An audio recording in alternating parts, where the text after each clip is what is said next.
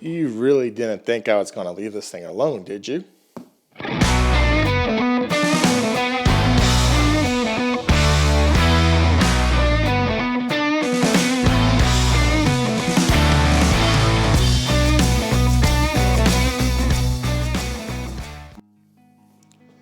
Hey everyone, welcome back to the Chopperfett channel. My name is Brett and we make the motorcycle videos and motorcycle vlogs here on YouTube.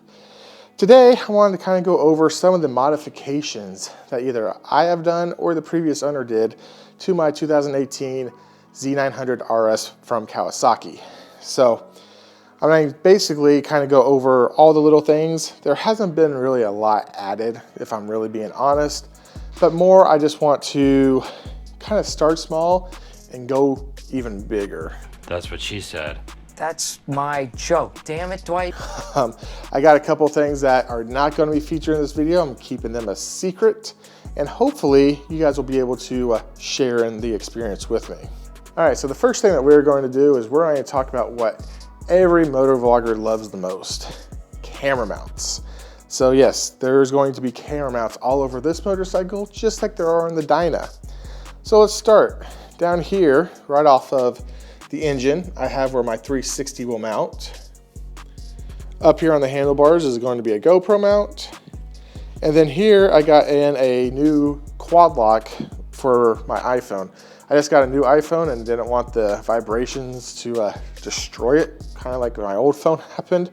So I did get the one with the vibration dampening in there. So those are like the essential needs of the moto vlogger. But for you not moto vloggers out there, let's go ahead and get into some of the other details that you may or may not be interested in. The first thing that I noticed when I purchased this motorcycle was, again, he had done a couple things to the motorcycle already before I even bought it. And honestly, they were things I was going to do anyway, so it actually worked out in my favor. So the first thing that he had done was he added these sliders. He added this one up here in the front,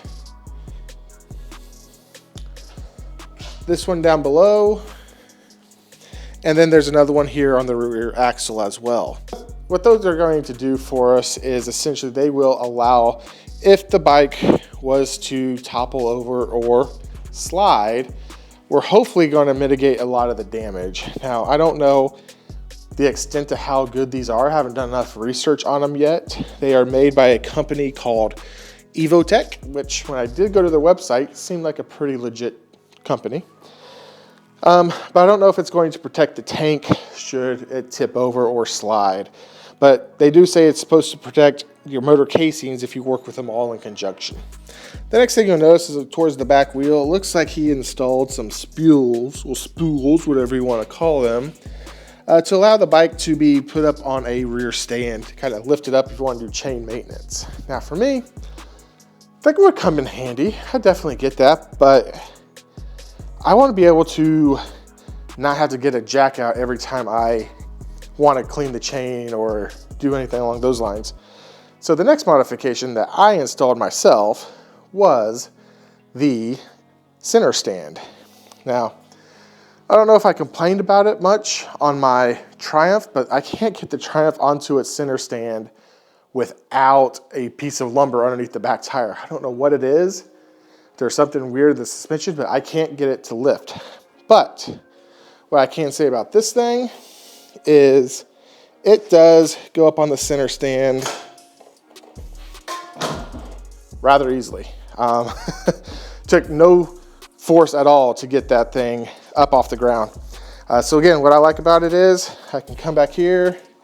The rear wheel is off the ground. I can clean the chain. Makes everything so much easier when I'm trying to do basic maintenance. And with the chain having to be cleaned every 400 miles or so, they say. Can I just stop you right there for a second? When people do this, I don't really know what that means. It just makes it easier just to pop it up, put a piece of paper in there, clean the chain, and be done. So they do say to not have the bike on the center stand though when you are doing other maintenance, such as your oil changes, and as well as adjusting the play and the chain. Those are all meant to be done on the bike on the side stand. All right, now we saw how easy it was for me to lift the bike up onto the center stand. This other modification that I made is what allows me to do so. These are grab rails that I picked up off Amazon for like $35. I was a little skeptical on the actual quality that these things were going to be, but they've worked out actually really, really well. The next modification added, I think was actually added at the dealership, is this CTEK battery tender. Now, I really didn't care that it was a non-battery tender brand battery tender, but the price for this unit to charge was about 80 to 90 bucks. So it was a little bit more expensive than I was willing to pay, but I did anyway because it's like it's already hooked up. One thing I have noticed about it is it does do a good job on the charge. I do like the fact that it flashes, whether it's green being good, red being really bad, or yellow just need a top off more or less. I do like it. The one thing I haven't found that I would love to have go with it is like a USB adapter. Battery tender makes them. I haven't found them for this brand because it would be so nice just to route it up and under, and then I could have a charger built into the quad lock system.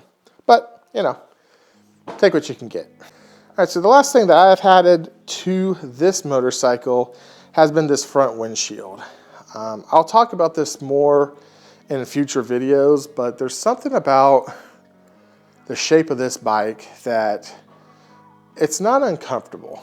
I don't want you to think that it's not a comfortable bike, but anything above 55 to 60, you're feeling it, and you're feeling it heavily in the chest. The Cafe version of this has a nice fairing, which kind of brings everything up to about neck level. Much more smooth of a ride. This is just, you know, I've rode in the Dyna forever. I rode the Triumph with and without windscreens, and they don't have the same pressure that's coming up. So I did take the windscreen off of the Triumph because they both utilize the same 7-inch headlight, and just to test it out, because what I really want costs a lot of money, but I didn't want to put something on there that cost a lot of money that did no good. So this is a $60 screen from Puig.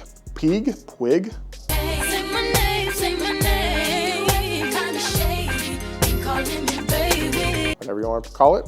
And basically it just bolts into the headlight, and that's all there is to it. I have noticed it does take quite a bit of wind off the chest. My first test with it, Dad pointed out I was maybe going a little too fast because I was not feeling the wind. Another thing that the previous owner did was they put a Fender Eliminator kit on there. So if you see here in the stock photo how the tail extends all the way down to help protect against some fling up and some mud and stuff of that nature, this actually gets rid of that. It gets the underside a little dirtier, but it gives the bike a much cleaner look on the tail section.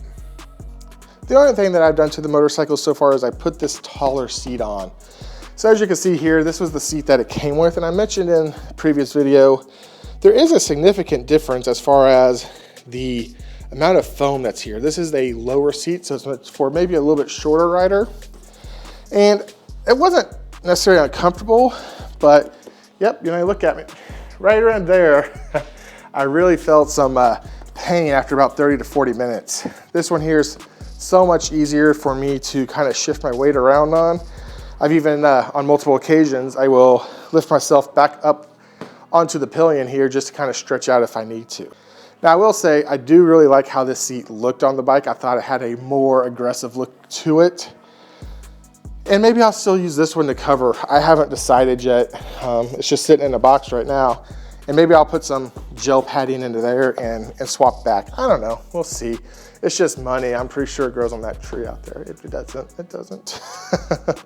So that's about it with the bike as it currently sits. Now I do have again, a couple more things that I have planned for it that I already have purchased. I'm looking at the boxes and packages now and waiting for my next rainy day, really. Actually, that's a lie. I was waiting to get this video filmed before I started working on those because I wanted to actually do install videos for each of those two products. Unfortunately, it's not like a performance part. I will go ahead and say that, as much as I said in the one video, I would love to have that 4x4. It is not the 4x4. But I think they will enhance the look of the bike a little bit more, and you know, hopefully we can just kind of make this into our own. But that being said though, I hope you guys enjoyed this video. If you have any questions or comments, please post them below. And as always, I'll catch you on the next dark side, as this is the way. Chopperfett, seeing you later.